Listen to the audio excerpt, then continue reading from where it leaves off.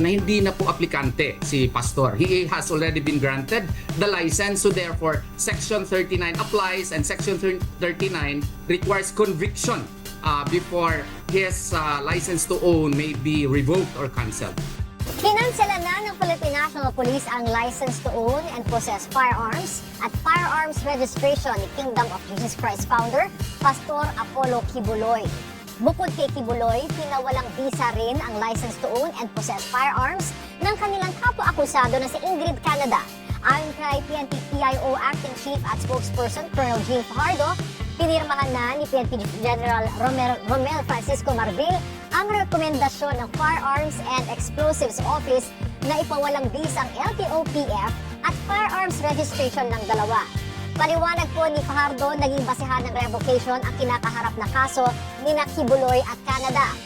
Binibigyan ng PNP si Kibuloy ng 6 na buwan para isuko ang kanyang 19 na baril na itinuturing na ngayong loose firearms. Pinag-aaralan naman ng kampo ni Kibuloy ang paghahain ng motion for reconsideration. Francisco Marbil ang revocation order na agarang ipinatupad. Dahil dito may tuturing ng loose firearms ang 19 na baril na nakapangalan kay Kibuloy. Binigyan siya ng 6 na buwan para isuko ang mga ito. Sa ilalim ng Comprehensive Firearms and Ammunition Regulation Act, pwedeng bawiin ang gun registration kung ang isang gun owner ay may kaso na ang parusa ay mahigit 2 taong kulong. Nakaharap si Kibuloy sa mga kasong child and sexual abuse at qualified human trafficking. Kay Kingdom of Jesus Christ leader, Pastor Apollo Kibuloy para agaran siyang maaresto.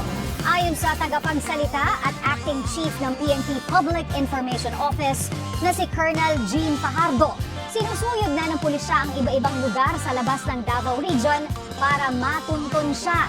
Samantala, pinag-aaralan ng mga abogado ni Kibuloy na maghain ng motion for reconsideration sa desisyon ng PNP na kanselahin ang kanyang firearms registration at license to own and possess firearms.